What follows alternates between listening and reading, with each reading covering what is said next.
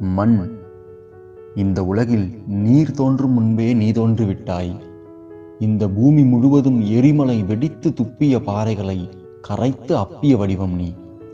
விதையை மரமாக்குவதும் நீ, சிதையை மண்ணாக்குவதும் நீ.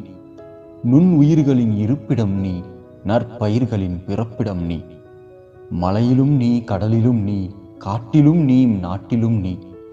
நீராக வடித்து கொடுப்பதும் நீ, சோறாக்க வளர்த்து கொடுப்பதும் நீ. நாம் பயன்படுத்தும் அனைத்தையும் கொடுத்தது மண். மனிதா, மண் இல்லையேல் கட்டிடங்கள் இல்லை, கணினியும் இல்லை, அலைய வீதியும் இல்லை, அடங்க வீடும் இல்லை. அது என்ன மண்ணா போய் என சபிக்கும் வழக்கம்? மண் என்றால் அவ்வளவு இலக்காரமா? இருக்கும் வீட்டின் சுவர் செங்கல் பூச்சு மண் கொடுத்தது. செப்பு இரும்பு தங்கம் என உலோகம் மண்ணில் கிடைத்தது. முகம் பார்க்கும் கண்ணாடி முதல் உடல் மறைக்க ஆடை வரை கொடுத்தது மண். உயிர்காக்க உணவும், உலகை அழிக்க அணுவும் அனைத்தும் மண்ணில் கிடைத்தது. சற்றே யோசி, நாம் கண்ணில் காணும் பொருளெல்லாம் மண்ணில் வந்த பொருள் அல்லவோ?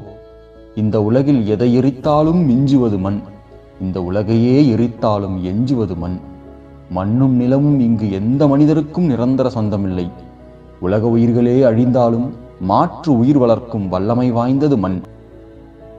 உன்னால் ஆவதென்ன, என்னால் ஆவதென்ன? இந்த உலகமே மண்ணால் ஆன உருண்டை மனிதா. நன்றி.